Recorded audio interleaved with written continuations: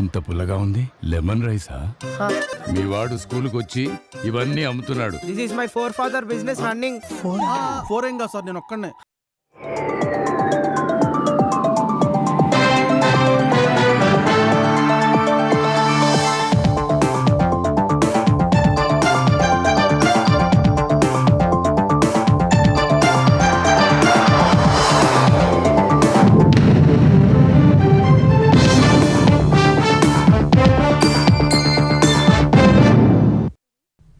నమస్కారం, ఈటీవీ న్యూస్కి స్వాగతం. ముందుగా ముఖ్యాంశాలు. గత్యంతరం లేని పరిస్థితుల్లోనే తెలంగాణలో జీరాంజీ పథకం అమలు. సుప్రీంకోర్టులో న్యాయ పోరాటం చేయాలని కేబినెట్ నిర్ణయం.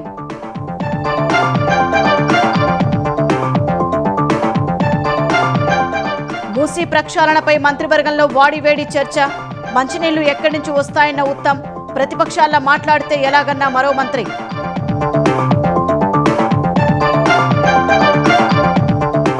ఏసీబీకి చిక్కిన మరో అవినీతి తిమింగలం. అక్రమార్జనంతా భూముల్లోనే పెట్టిన డీఎస్పీ భీమ్రెడ్డి. స్థిరాస్తులు 200 కోట్లకు పైగా ఉంటాయని అంచనా.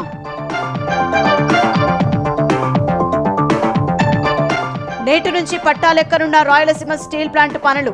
సున్నపురాళ్ల పల్లె వద్ద భూమి పూజ చేయనున్న సీఎం చంద్రబాబు, కేంద్ర మంత్రులు. మార్కాపురంలో పెళ్లింట పెను విషాదం. ఆగి ఉన్న ఆటోను ఢీకొన్న లారీ. 4 దుర్మరణం, పలువురికి గాయాలు.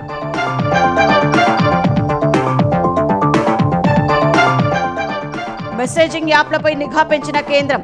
సిగ్నల్, టెలిగ్రామ్లకు నోటీసులు. యూజర్ నేమ్ ఫీచర్పై వివరణ కోరిన ఐటీ శాఖ.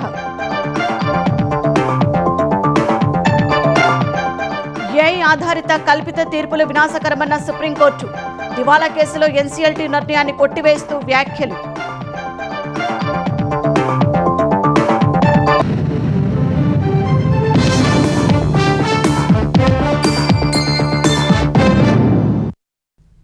కేంద్ర ప్రభుత్వం కొత్తగా తీసుకొచ్చిన వీబీజీ రామ్జీ చట్టంపై న్యాయ పోరాటం చేస్తూనే తెలంగాణలో అమలు చేయాలని కేబినెట్ నిర్ణయించింది.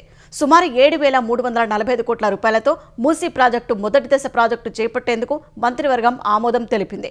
తెలంగాణ వ్యాప్తంగా పాఠశాలలు, జూనియర్ కళాశాలలో విద్యార్థులతో పాటు ఉపాధ్యాయులు, లెక్చరర్లు, సిబ్బందికి కూడా అల్పాహారం, పాలు, మధ్యాహ్న భోజనం కల్పించేందుకు మంత్రిమండలి పచ్చజెండా ఊపింది. టిమ్స్, వరంగల్ సూపర్ స్పెషాలిటీ ఆసుపత్రుల బలోపేతానికి 6,278 పోస్టులను మంజూరు చేసింది. తప్పనిసరి పరిస్థితుల్లోనే తెలంగాణలో వీబీజీ రామ్జీ పథకాన్ని అమలు చేయాలని మంత్రివర్గం నిర్ణయించింది. అయినా ఈ చట్టంపై సుప్రీంకోర్టులో న్యాయ పోరాటం చేయాలని తీర్మానించింది. వీబీజీ రామ్జీ పథకం ఈ నెల 1 నుంచి అమల్లోకి వచ్చినట్లు నోటిఫికేషన్ ఇవ్వాలని మంత్రివర్గం నిర్ణయం తీసుకుంది. సచివాలయంలో ముఖ్యమంత్రి రేవంత్ రెడ్డి అధ్యక్షతన తొలి డిజిటల్ కేబినెట్ సమావేశం జరిగింది. కేంద్ర ప్రభుత్వం అమల్లోకి తెచ్చిన వీబీజీ రామ్జీ చట్టం తెలంగాణలో అమలు చేసే అంశంపై కేబినెట్ చర్చించింది. రాష్ట్రాలను సంప్రదించకుండా, కనీసం అభిప్రాయాలను పరిగణలోకి తీసుకోకుండా వీబీజీ రామ్జీ చట్టాన్ని కేంద్రం అమల్లోకి తీసుకొచ్చిందంటూ కేబినెట్ మరోసారి నిరసన తెలిపింది. అయితే కొత్త చట్టంలో విధించిన నిబంధనలపై సుప్రీంకోర్టుకు వెళ్లాలని, పార్లమెంటులోనూ కేంద్రం తీరును నిలదీయాలని కేబినెట్ నిర్ణయం తీసుకుందని రెవెన్యూ శాఖ మంత్రి పొంగులేటి శ్రీనివాసరెడ్డి తెలిపారు. ఎన్డీఏ ప్రభుత్వంలో ఈనాడు రాష్ట్ర ప్రభుత్వాల అభిప్రాయాలకు భిన్నంగా దేశంలోని ప్రజల అభిప్రాయాలకి, కూలీల అభిప్రాయాలకి, పేదవాడి అభిప్రాయాలకి భిన్నంగా ఈ ఉపాధి హామీ పథకాన్ని పేరు మార్చి వీబీజీ రామ్జీ పేరుతో ఒంటెద్దు పోకడతో ఈ జీరామ్జీ కార్యక్రమాన్ని నిన్న 1వ తారీఖు నుంచి దేశవ్యాప్తంగా ప్రవేశపెట్టింది. చాలాసేపు దీని మీద డిస్కషన్ చేసి అనివార్యంగా దేశంలోని కొన్ని రాష్ట్రాలు ఏవైతే ఒప్పుకున్నాయో అదే రకంగా తెలంగాణ రాష్ట్రం కూడా గత్యంతరం లేని పరిస్థితిలో ఒప్పుకుంటూ న్యాయపరంగా దీని మీద అప్రోచ్ అవ్వాలని కేబినెట్ తీర్మానించడం జరిగింది. మూసీ రివర్ ఫ్రంట్ డెవలప్మెంట్ లో భాగంగా మొదటి దశ పనులకు మంత్రివర్గం పచ్చజెండా ఊపింది. తెలంగాణ వ్యాప్తంగా పాఠశాలలు, జూనియర్ కళాశాలల్లో విద్యార్థులతో పాటు ఉపాధ్యాయులు, లెక్చరర్లు, సిబ్బందికి కూడా అల్పాహారం, పాలు, మధ్యాహ్న భోజనాన్ని అందించాలని కేబినెట్ నిర్ణయించింది. సనత్ నగర్, ఎల్బీ నగర్, అల్వాల్ టీమ్స్ తో పాటు వరంగల్ సూపర్ స్పెషాలిటీ ఆసుపత్రిలో 6,278 డాక్టర్లు, వైద్య సిబ్బంది పోస్టులను కేబినెట్ మంజూరు చేసింది. ఆ ఆసుపత్రిలో వైద్య సేవలకు సీఎం రిలీఫ్ ఫండ్ నుంచి ఎల్ఓసీలు కూడా ఇవ్వాలని ముఖ్యమంత్రి రేవంత్ రెడ్డి ఆదేశించారని మంత్రి పొంగులేటి శ్రీనివాసరెడ్డి తెలిపారు. గోదాములు, జవహర్ నవోదయ విద్యాలయాలు, కేంద్రీయ విద్యాలయం, కాంగ్రెస్ పార్టీ కార్యాలయాలకు పలుచోట్ల భూములను కేటాయించింది. వరంగల్ జిల్లా నెక్కొండ మండలం బొల్లికుంటలో నిత్యావసర వస్తువుల గోదాముల నిర్మాణానికి 50 ఎకరాలు, రంగారెడ్డి జిల్లా కట్తాల్ మండలం కర్కాల పహాడ్లో 10 ఎకరాలను తెలంగాణ రాష్ట్ర గిడ్డంగుల సంస్థకు మార్కెట్ రేట్ ప్రకారం కేటాయించేందుకు కేబినెట్ ఆమోదం తెలిపింది. జవహర్ నవోదయ విద్యాలయాలకు 2 చోట్ల ప్రభుత్వం స్థలం కేటాయించింది. మహబూబ్ నగర్ జిల్లా పెద్దాయిపల్లి గ్రామంలో 20 ఎకరాలు, సూర్యాపేట జిల్లా కోదాడలో 19 ఎకరాల ప్రభుత్వ భూమిని కేబినెట్ కేటాయించింది. జగిత్యాల జిల్లా చల్గల్లో కేంద్రీయ విద్యాలయం ఏర్పాటుకు 5 ఎకరాల ప్రభుత్వ భూమిని కేటాయించాలని కేబినెట్ నిర్ణయించింది. ఉత్తర తెలంగాణలోని 2 జిల్లాల్లో కాంగ్రెస్ పార్టీ కార్యాలయాల నిర్మాణానికి ఎకరం చొప్పున కేటాయిస్తూ కేబినెట్ నిర్ణయం తీసుకుంది. అటు వర్షాభావ పరిస్థితులు ఉన్నందున గ్రామాల్లో తాగునీటికి సమస్య రాకుండా తీసుకోవాల్సిన చర్యలపై కేబినెట్ చర్చించింది. ప్రత్యామ్నాయ పంటల వైపు రైతులను ప్రోత్సహించాలని, దీనిపై అవసరమైతే కేబినెట్ సబ్ కమిటీ వేయాలని చర్చ జరిగినట్లు సమాచారం. మంత్రి కొండా సురేఖ మంత్రివర్గ సమావేశానికి హాజరు కాలేదు. తెలంగాణ కేబినెట్ భేటీలో మూసీ ప్రాజెక్టుపై వాడివేడి చర్చ జరిగినట్లు తెలుస్తోంది. మూసీ నదిలోకి మంచినీళ్లు ఎక్కడి నుంచి వస్తాయని మంత్రి ఉత్తమ్ కుమార్ రెడ్డి ప్రశ్నించగా, ప్రతిపక్ష నేతల మాదిరిగా మాట్లాడితే ఎలాగని ఆయన ఓ సీనియర్ మంత్రి అడిగినట్లు సంబంధిత వర్గాలు వెల్లడించాయి. ఈ దశలో జోక్యం చేసుకున్న సీఎం రేవంత్ రెడ్డి మూసీ ప్రాజెక్టును సమగ్రంగా వివరించారు. సాగునీటి ప్రాజెక్టుల సవరించిన అంచనాల ఫైళ్లు కేబినెట్ ముందుకు ఎందుకు రావడం లేదని ఉత్తమ్ ప్రశ్నించగా, వచ్చే మంత్రివర్గ సమావేశంలో ముఖ్య అజెండాగా చర్చిద్దామని సీఎం అన్నట్లు తెలుస్తోంది. తెలంగాణ పోలీస్ శాఖలో ఉన్నతాధికారిగా ఉంటూ అధికార బలంతో కోట్లాది రూపాయల అక్రమాస్తులు కూడబెట్టిన ఒక అవినీతి తిమింగలం ఏసీబీ వలకు చిక్కింది. పోలీస్ కంప్యూటర్ సర్వీసెస్ విభాగంలో డీఎస్పీగా విధులు నిర్వహిస్తున్న సంకిరెడ్డి భీమ్రెడ్డిపై ఆదాయానికి మించిన ఆస్తుల కేసు నమోదైంది. హైదరాబాద్ సహా తెలంగాణ, కర్ణాటక రాష్ట్రాల్లోని మొత్తం 16 ప్రాంతాల్లో ఏసీబీ ఏకకాలంలో జరిపిన సోదాల్లో కళ్లు చెదిరే స్థాయిలో ఆస్తులు, నగదు, బంగారాన్ని స్వాధీనం చేసుకుంది. హైదరాబాద్ ఇబ్రహీంబాగ్ వెస్సెల్లా మెడోస్లోని విల్లాలో ఉంటున్న భీమ్రెడ్డి ఇంట్లో ఏసీబీ అధికారులు చేపట్టిన తనిఖీల్లో ఆదాయానికి మించిన ఆస్తులు భారీగా బయటపడ్డాయి. దాదాపు 20 చోట్ల స్థిరాస్తుల్ని గుర్తించారు. బెంగళూరులో భీమ్రెడ్డికి సంబంధించి ఎకరా వాణిజ్య స్థలం, కర్ణాటకలో 44 ఎకరాల వ్యవసాయ భూములున్నట్లు గుర్తించారు. వాటి విలువ బహిరంగ మార్కెట్లో 200 కోట్లకు పైగా ఉంటుందని అంచనా. మరోవైపు హైదరాబాద్ శివార్లలోని ఓ మున్సిపాలిటీకి వైస్ చైర్మన్ గా పనిచేసిన నేత ఇంట్లోనూ ఏసీబీ సోదాలు నిర్వహించింది. భీమ్రెడ్డికి సదరు నేత సన్నిహితంగా మెలగడంతో ఆయన పేరిట ఏమైనా ఆస్తుల్ని దాచారా అనే కోణంలో ఆరా తీస్తున్నట్లు సమాచారం. ఒకే బినామీ ఇంట్లో 40 లక్షల నగదు, వెస్సెల్లా మెడోస్ లో ఏసీబీ సోదాల సమయంలో ఏకంగా 2 కిలోల బంగారు ఆభరణాలు సహా సుమారు 20 కిలోల వెండి వస్తువులు లభ్యమయ్యాయి. 19.91 లక్షల రూపాయలు బ్యాంకులో ఉన్నట్లు గుర్తించారు. 23 విదేశీ మద్యం బాటిళ్లు లభ్యం కావడంతో అబ్కారీ శాఖకు సమాచారం అందించారు. 3.6 లక్షల నగదుతో పాటు పేట్ బషీరాబాద్ లోని ఓ బినామీ ఇంట్లో మరో 40 లక్షల నగదు లభ్యమైంది. మరో కంపెనీ నిర్వాహకుడు భీమ్రెడ్డికి బినామీగా ఉన్నట్లు వెల్లడైంది. భీమ్రెడ్డికి సంబంధించిన లాకర్ ఉన్నట్లు గుర్తించారు. ఒకవేళ దాని తాళం ఇవ్వడానికి నిరాకరిస్తే కోర్టు అనుమతితో తెరిచేందుకు ఏసీబీ సిద్ధమవుతోంది. Sri Raghavendra rocks and minerals అనే సంస్థలో డీఎస్పీ 75 లక్షల మేర పెట్టుబడి పెట్టినట్లు పత్రాలు లభ్యమయ్యాయి. డీఎస్పీ భీమిరెడ్డికి ఇబ్రహీంబాగ్లోని లగ్జరీ వెస్సెల్లా మెడోస్లో ఒక విల్లా, టెలికాం నగర్లో G+2 అంతస్తులతో పెంట్ హౌస్ కూడిన ఒక ఇల్లు, టెలికాం నగర్లో ఒక ఫ్లాట్, గచ్చిబౌలిలో మరో ఐషోరాం ఫ్లాట్, తెల్లాపూర్లో 2 ఫ్లాట్లు, మణికొండలో 500 గజాల విస్తీర్ణంలో G+5 అంతస్తుల కమర్షియల్ కాంప్లెక్స్ లో భారీ వాటా ఉన్నట్లు అధికారులు తేల్చారు. మణికొండలోనే మరో 3000 చదరపు అడుగుల కమర్షియల్ స్థలం ఉన్నట్లు సోదాల్లో గుర్తించారు. ప్రగతి రిసార్ట్ సమీపంలో 500 గజాల ప్లాట్, నాగోల్ కామినేని ఆసుపత్రి సమీపంలో 200 గజాల plot, Patancheru GPR housing society సమీపంలో 400 గజాల ప్లాట్, పటాన్చెరులోనే మరో 200 గజాల ప్లాట్, వికారాబాద్ జిల్లా మోమిన్పేట్లో 1000 గజాల ఖాళీ స్థలం సహా 2 ఎకరాల భూమి, సీసీకుంట మండలం ముచ్చింతలలో 4.20 ఎకరాల వ్యవసాయ భూమి, సంగారెడ్డి జిల్లా జహీరాబాద్లో 3.5 ఎకరాల భూమి, కర్ణాటకలో ఒకే చోట 6 ఎకరాలు, మరో చోట ఏకంగా 38 ఎకరాల వ్యవసాయ భూములున్నాయి. బెంగళూరు సమీపంలోని దేవనహల్లిలో 1 ఎకరం విలువైన భూమిని అధికారులు గుర్తించారు. డీఎస్పీ భీమిరెడ్డి తన అధికారాన్ని దుర్వినియోగం చేసి పెద్ద ఎత్తున అక్రమాస్తులు కూడబెట్టినట్లు ప్రాథమిక విచారణలో ఏసీబీ అధికారులు తేల్చారు. ప్రస్తుతం దొరికిన ఆస్తుల పత్రాలను పరిశీలిస్తున్నామని, ఆయనకు సంబంధించిన మరికొన్ని బినామీ అకౌంట్లు, లాకర్లు, ఇతర ప్రాంతాల్లోని ఆస్తులపై విచారణ ఇంకా కొనసాగుతోందని ఏసీబీ ఒక ప్రకటనలో వెల్లడించింది. భీమిరెడ్డిని ఏసీబీ అధికారులు అదుపులోకి తీసుకున్నారు. విచారణ పూర్తయ్యాక కోర్టులో హాజరుపరిచి రిమాండ్కు తరలించనున్నారు. రాయలసీమ పారిశ్రామిక అభివృద్ధికి నూతన దిశానిర్దేశం చేసే అత్యంత ప్రతిష్టాత్మకమైన రాయలసీమ స్టీల్ కర్మాగారం నిర్మాణ పనులకు ఇవాళ పునాది రాయపడనుంది. ముఖ్యమంత్రి చంద్రబాబు, కేంద్ర రాష్ట్ర మంత్రులు, ప్రజాప్రతినిధులు, జేఎస్డబ్ల్యూ సంస్థ ప్రతినిధులతో కలిసి ఈ భారీ ప్రాజెక్టుకు శ్రీకారం చుట్టనున్నారు. కడప జిల్లా జమ్మలమడుగు నియోజకవర్గాల్లో 16,350 కోట్ల భారీ వ్యయంతో నిర్మించనున్న ఈ ఉక్కు కర్మాగారం రాయలసీమ ఆర్థికాభివృద్ధికి కీలక మలుపుగా నిలవనుంది.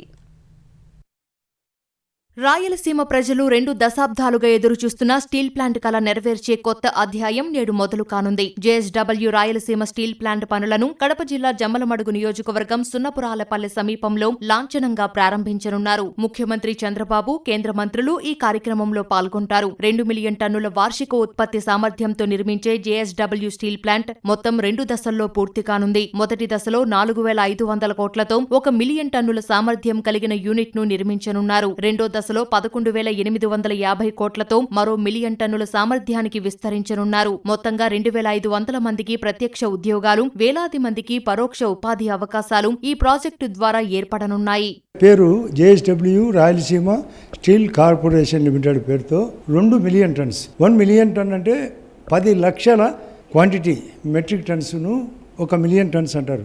2 మిలియన్ టన్స్ మొదటి దశ, రెండో దశ. 2,000 కోట్లతో సోలార్తో పాటు అది అదనంగా 16,350 కోట్ల పెట్టుబడి మరియు సోలార్ 2,000 కోట్లు అంటే దాదాపు 400 మెగావాట్ల సోలార్ కూడా కలిపి, అది కాకుండా ఇంటిగ్రేటెడ్ హౌసింగ్ కార్పొరేషన్ దాంట్లో అంటే వాళ్ళదే దాదాపు 2,000 ఇల్లు, 2,500 ఉద్యోగాలు ప్రత్యక్షం, లాజిస్టిక్స్ మరొకటి కలిపి 2,500 ఉద్యోగాలు పరోక్షం.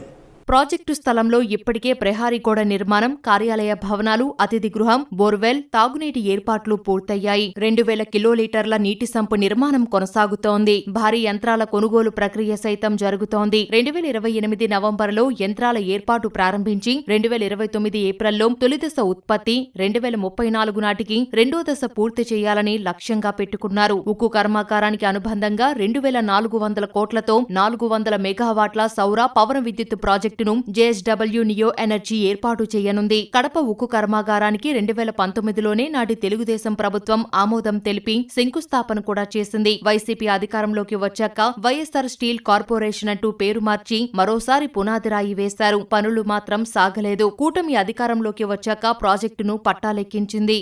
2026 మార్చి 25న 1,100 ఎకరాల భూమిని జేఎస్డబ్ల్యూ సంస్థకు అధికారికంగా అప్పగించింది. స్టీల్ ప్లాంట్ కార్మికుల టౌన్షిప్ కోసం మరో 172 ఎకరాలు కేటాయించింది. ఈ ఉక్కు కర్మాగారంలో సంప్రదాయ బ్లాస్ట్ ఫర్నేస్ స్థానంలో ఎలక్ట్రిక్ ఆర్క్ ఫర్నేస్ సాంకేతికత వినియోగిస్తారు. తద్వారా కర్బన ఉద్గారాలు గణనీయంగా తగ్గి పర్యావరణ హిత గ్రీన్ స్టీల్ ఉత్పత్తి చేస్తారు. ఆధునిక ఉక్కు పరిశ్రమలో ఒకటిగా ఈ స్టీల్ ప్లాంట్ నిలువనుంది. కడప స్టీల్ ఫ్యాక్టరీ చుట్టూ అనుబంధ పరిశ్రమలు, రవాణా, లాజిస్టిక్స్, సేవా రంగాల్లో భారీ పెట్టుబడులు, ఉద్యోగాలు వచ్చే అవకాశముందని నిరుద్యోగులు సంతోషం వ్యక్తం చేస్తున్నారు.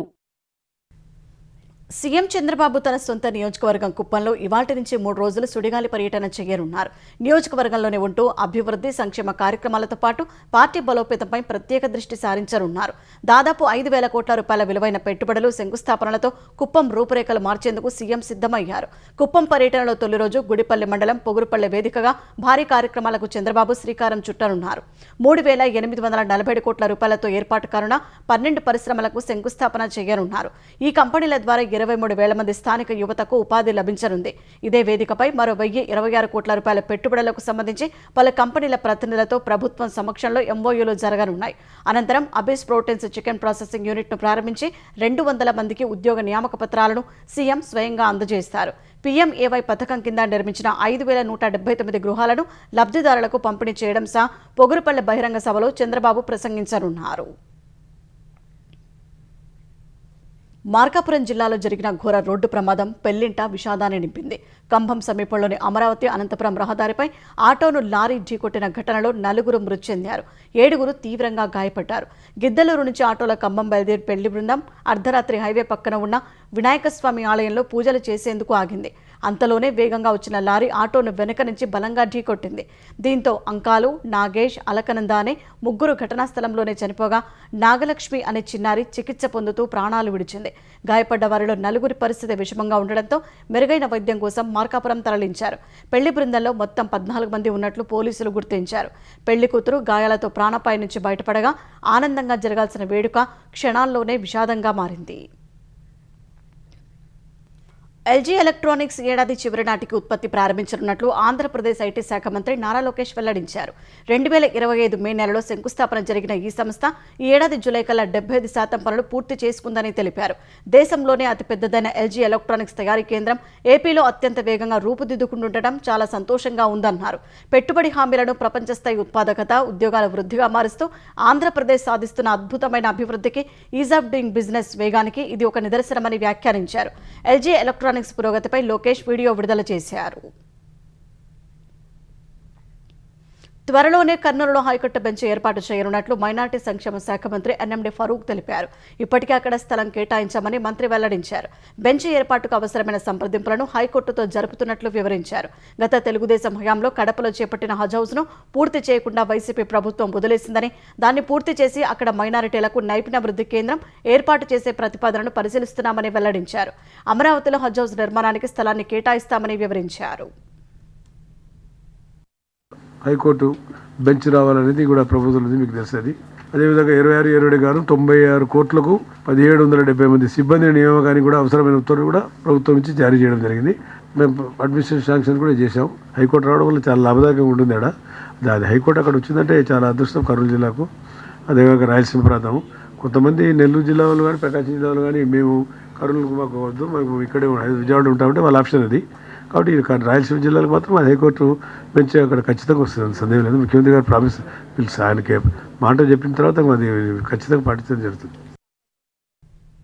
ఆంధ్రప్రదేశ్లోని 10 ప్రాంతాల్లో వాటర్ ఎయిర్డ్రోమ్లు, సీప్లైన్ సేవలు, పీపీపీ విధానంలో హెలిపోర్టుల అభివృద్ధికి కేంద్రం సహకరించాలని మంత్రి బీసీ జనార్దన్ రెడ్డి కోరారు. కేంద్ర పౌర విమానయాన శాఖ మంత్రి రామ్మోహన్ నాయుడుతో మంత్రి బీసీ జనార్దన్ రెడ్డి ఢిల్లీలో సమావేశమయ్యారు. ఏపీలో ఏవియేషన్ రంగ అభివృద్ధి, కొత్త ఎయిర్పోర్టుల పెండింగ్ అనుమతులు, విమాన సర్వీసుల విస్తరణపై సమీక్ష నిర్వహించారు. ఫ్లైట్ ట్రైనింగ్ ఆర్గనైజేషన్ క్లస్టర్ అభివృద్ధి ద్వారా ఉపాధి, పెట్టుబడుల ఆకర్షణపై చర్చించారు. పుట్టపర్తి సమీపంలో ఏరోనాటికల్ డెవలప్మెంట్ ఏజెన్సీ కోసం ప్రత్యేక ఎయిర్ స్పేస్ ఏర్పాటు అంశంపై చర్చించారు. ఏరోస్పేస్ తయారీ, ఏవియేషన్ శిక్షణ, లాజిస్టిక్స్ రంగాల అభివృద్ధితో ఏపీని ఏవియేషన్ హబ్గా తీర్చిదిద్దడమే ప్రభుత్వ లక్ష్యమని బీసీ జనార్దన్ రెడ్డి వెల్లడించారు. అనంతరం power grid corporation of India limited CMD Burra Vamsi రామమోహన్తో జనార్దన్ రెడ్డి భేటీ అయ్యారు. హర్యానాలోని గురుగ్రామ్లోని power grid corporation of India limited ప్రధాన కార్యాలయంలో సీఎండీగా బాధ్యతలు నిర్వర్తిస్తున్న తెలుగు వ్యక్తి రామమోహన్ను శాలువాతో సత్కరించిన మంత్రి అభినందనలు తెలిపారు. సాయికృష్ణ మృతి కేసులో సీఐ నాగరాజును 8 రోజులు పోలీస్ కస్టడీకి అనుమతిస్తూ విజయవాడ కోర్టు ఉత్తర్వులు ఇచ్చింది. నాగరాజును ఈ నెల 10 వరకు జైలులో విచారించాలని ఆదేశించింది. రోజు ఉదయం 10 గంటల నుంచి సాయంత్రం 5 గంటల వరకు విచారణ జరపాలని కోర్టు పేర్కొంది. విచారణ ప్రక్రియను ఆడియో, వీడియో రికార్డింగ్ చేయాలని ఆదేశాలు ఇచ్చారు. రికార్డు చేసిన విజువల్స్, విచారణ వివరాలను సీల్డ్ కవర్లో న్యాయస్థానానికి సమర్పించాల్సి ఉంటుంది. నిందితుడు నాగరాజును విచారించేందుకు అధికారులు ఏర్పాట్లు చేశారు.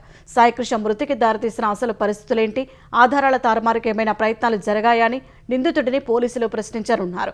మరోవైపు సాయికృష్ణ లాకప్ డెత్కు సంబంధించి కీలకమైన సీసీటీవీ దృశ్యాలు వెలుగు చూసే అవకాశం లేనట్లు కనిపిస్తోంది.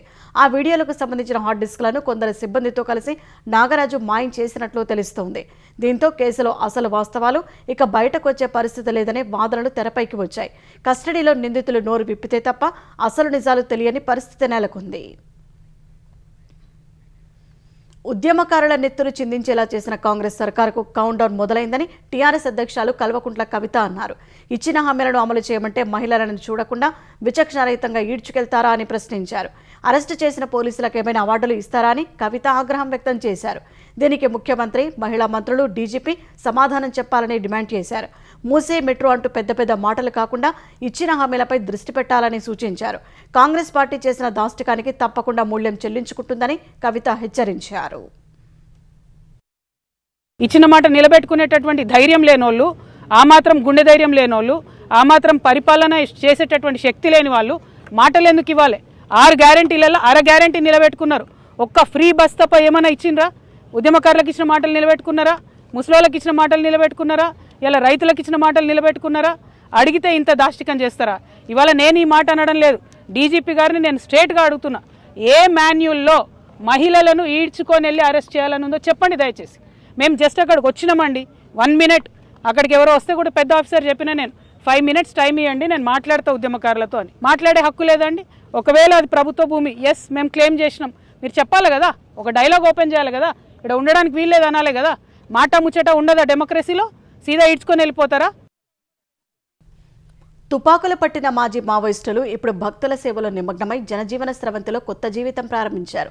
భద్రాద్రి కొత్తగూడెం జిల్లా సీతారామచంద్రస్వామి ఆలయంలో ఇటీవల నియమితులైన గిరిదర్శక్స్లో మాజీ మావోయిస్టులు కూడా ఉండటం ప్రత్యేకతగా నిలిచింది. కొన్నేళ్లు మావోయిస్టు సిద్ధాంతాలను నమ్మే అడవుల్లో జీవించిన వారు జనజీవన స్రవంతిలో కలిశారు. జిల్లా ఎస్పీ రోహిత్ రాజ్ చొరవతో వారు ప్రస్తుతం భక్తులకు మార్గదర్శకులుగా సేవలందిస్తున్నారు.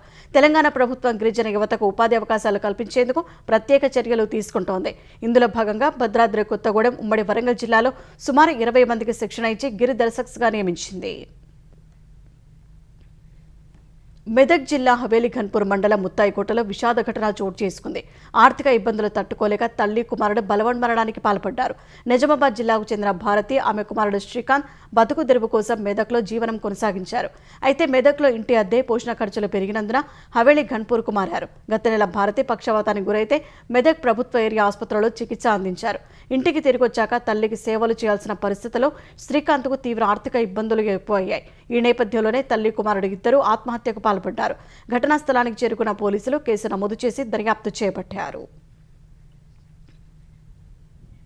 మెటా యాజమాన్యంలోని వాట్సాప్నకు ఇప్పటికే నోటీసులు పంపిన కేంద్ర ఐటీ మంత్రిత్వ శాఖ ఇప్పుడు తన నిఘాను మరికొన్ని ప్రముఖ మెసేజింగ్ యాప్లపైకి మళ్లించింది. తమ ప్లాట్ఫామ్లలో యూజర్ నేమ్ ఫీచర్ను కలిగి ఉన్న టెలిగ్రామ్, సిగ్నల్ యాప్లకు కేంద్రం తాజాగా నోటీసులు జారీ చేసింది. ఆయా ప్లాట్ఫామ్లలో ఉన్న యూజర్ నేమ్ ఫీచర్ వల్ల జరిగే ఆన్లైన్ మోసాలు, ఇంపర్సనేషన్ ముప్పులపై వివరణ కోరింది. ఫోన్ నంబర్ షేర్ చేయకుండా కేవలం యూజర్ నేమ్తో ఇతరులను కాంటాక్ట్ చేసే ఈ ఫీచర్ వల్ల సైబర్ నేరాలు, ఫిషింగ్, డిజిటల్ అరెస్ట్ స్కామ్లు, మోసాలు గణనీయంగా పెరిగే అవకాశం ఉందని కేంద్రం భావిస్తోంది. యూజర్ నేమ్ ఫీచర్ ఎందుకు ఉండాలో సమాధానం చెప్పాలని టెలిగ్రామ్కు నోటీసులు ఇచ్చింది. దేశంలో పరీక్షల పేపర్ లీకేజీలు, నకిలీ కంటెంట్ వంటి వివాదాల వల్ల టెలిగ్రామ్ ఇప్పటికే ప్రభుత్వం నుంచి తీవ్రమైన నిఘాను ఎదుర్కొంటోంది. ఈ నేపథ్యంలో భద్రతా కారణాల దృష్ట్యా కేంద్రం ఇతర మెసేజింగ్ యాప్లపై కూడా తన పట్టును బిగిస్తోంది. ఏఐ ఆధారిత కల్పిత తీర్పులు వినాశకర పరిణామమే అని సుప్రీంకోర్టు హెచ్చరించింది. నకిలీ, మనుగడలో లేని ఊహాజనిత విషయాలను ఏఐ ద్వారా సృష్టించి వాటిని న్యాయ వ్యవస్థల పూర్వ నిర్ణయాలుగా ఉపయోగించడం వంటివి చట్టం, న్యాయం పరిధిలోకి అత్యంత విషపూరిత గ్యాస్ను విడుదల చేయడమేనని అభిప్రాయపడింది. ఇతరులు గమనించే లోపే అది అదృశ్యంగా, రహస్యంగా, వినాశకరంగా మారుతోందని ఆందోళన వ్యక్తం చేసింది. న్యాయ నిర్ణయ జీవనాధారాన్ని కలుషితం చేయడమే కాకుండా హరించి వేస్తుందని సుప్రీంకోర్టు తీవ్రంగా హెచ్చరించింది. ధృవీకరించని ఏఐ ఆధారిత కల్పిత తీర్పుల సమాచారం న్యాయ వ్యవస్థ సమగ్రతను దెబ్బతీస్తాయని justice PS Narasimha, justice Alok Aradhe ధర్మాసనం పేర్కొంది. దీన్ని నియంత్రించాల్సిన అవసరం ఉందని ఉద్ఘాటించింది. ఎస్ఎల్ ఇన్ఫ్రా ప్రాజెక్ట్స్ దివాలా కేసులో నేషనల్ కంపెనీ లా ట్రైబ్యునల్ ఇచ్చిన తీర్పును దీనిని సమర్థించిన national company law appellate tribunal నిర్ణయాన్ని కొట్టివేస్తూ ఈ వ్యాఖ్యలు చేసింది. ఏఐ ఆధారిత కల్పిత తీర్పులను వ్యాజ్యాల్లో ప్రస్తావించడాన్ని న్యాయవాది దుష్ప్రవర్తనగానే పరిగణించాలని స్పష్టం చేసింది. జడ్జీల ఇటువంటి నిర్ణయాలు న్యాయ వ్యవస్థ పవిత్రతను దెబ్బతీస్తాయని అభిప్రాయపడింది. ఏఐ ఆధారిత కల్పిత, నకిలీ తీర్పులను వ్యాజ్యాల్లో ప్రస్తావించకుండా న్యాయవాదులను కట్టడి చేసేలా కమిటీని ఏర్పాటు చేయాలని ధర్మాసనం ఆదేశించింది. జపాన్ ప్రధాని సనాయ్ తకైచి భారత పర్యటనలో ఇరు దేశాల మధ్య వ్యూహాత్మక, ఆర్థిక, ఇంధన భద్రత, ఏఐ రంగాల సహకారాన్ని మరింత పెంపొందించుకునేందుకు 129కు పైగా అవగాహన ఒప్పందాలు కుదుర్చుకున్నారు. రాబోయే 10 ఏళ్లలో 10 ట్రిలియన్ జపనీస్ ఎండ్లు అంటే భారత కరెన్సీలో 5.93 లక్షల కోట్ల పెట్టుబడులు సాధించే లక్ష్యంతో ఈ భారీ ఒప్పందాలు జరిగాయి. సెమీ కండక్టర్లు, information and communication technology, critical minerals, clean energy, pharmaceuticals రంగాలపై ఇరు దేశాలు ప్రత్యేక దృష్టి సారించాయి. స్వేచ్ఛాయుత, శాంతియుత ఇండో పసిఫిక్ ప్రాంత ఏర్పాటు కోసం జపాన్కు భారత్ కీలక భాగస్వామి అని, భారత్ చేపట్టిన మహాసాగర్ చొరవతో కలిసి పనిచేస్తామని జపాన్ తెలిపింది. ఇరాన్ సంక్షోభం, హర్ముజ్ జలసంధి నుంచి ఇంధన సరఫరాకు పొంచి ఉన్న ముప్పును ఎదుర్కోవడానికి జపాన్ తీసుకొచ్చిన పవర్ ఏసియా ఫ్రేమ్వర్క్ ద్వారా ఉమ్మడిగా పనిచేయాలని భారత్ సూచించింది. ఇరాన్ మాజీ supreme leader Ayatollah Ali Khamenei అంత్యక్రియలో పాల్గొనేందుకు భారత ప్రతినిధుల బృందం నేడు ఇరాన్ వెళ్లనుంది.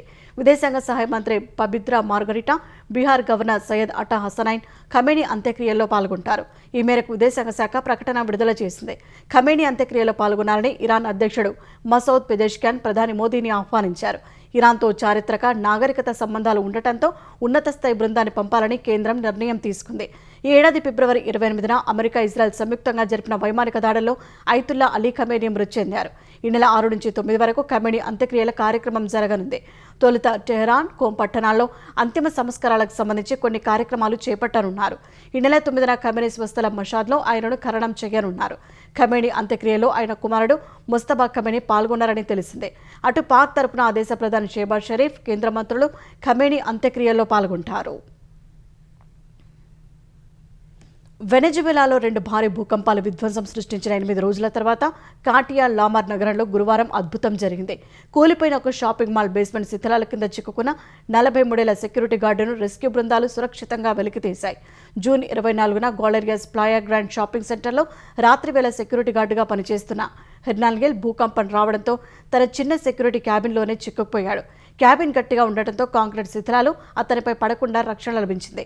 శిథిలాల కింద అతడు ఉన్నట్టు సమాచారం రావడంతో చిలీ ఫైర్ ఫైటర్స్ సమన్వయంతో కోస్టారికా, అమెరికా, పోర్చుగల్, మెక్సికోకు చెందిన ప్రత్యేక సహాయ బృందాలు రెస్క్యూ ఆపరేషన్ నిర్వహించాయి.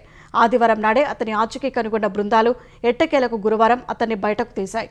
వెనెజువెలాలో 7.2, 7.5 తీవ్రతతో సంభవించిన 2 భూకంపాల వల్ల వేలాది భవనాలు కూలిపోయాయి. ఈ విపత్తులో ఇప్పటి వరకు 2,200 మందికి పైగా మరణించగా 11,000 మందికి పైగా గాయపడ్డారు.